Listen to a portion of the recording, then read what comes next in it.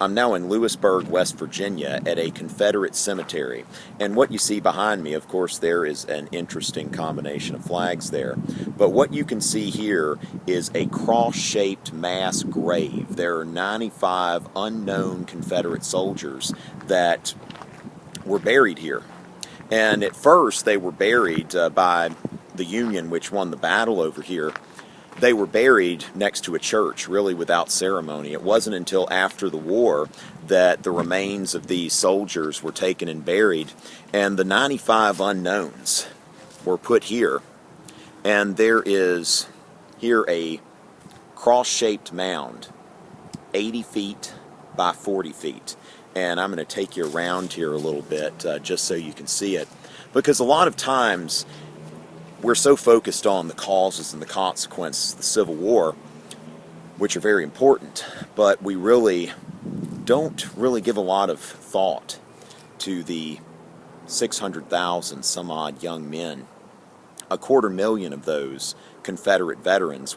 And so as we walk around here, you just think about, like, I have no idea who these people are. Now, there are some headstones over here belonging to people. I presume they would be maybe people who served in the unit or Confederates that were buried later. Their death dates are all after the Civil War. So, these are veterans, I presume. Now, one of these is actually related to a teacher that I know in Ohio, of all places, Mr. Keith Robinson at Liberty Union Middle School.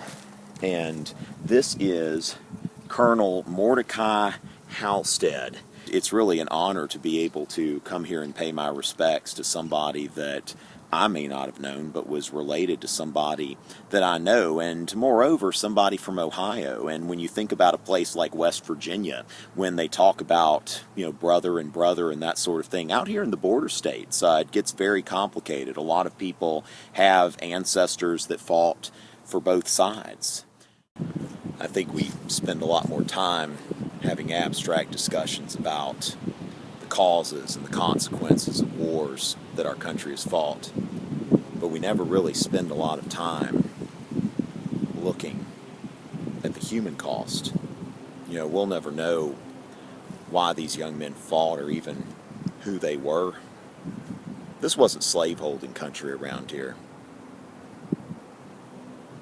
I mean, it's great that we got rid of slavery when we did. Pity we didn't do it sooner, but the cost. I think that visiting a Civil War grave is something that every American should do at least once, if not often, just to remember what happens when we can't settle our differences peacefully.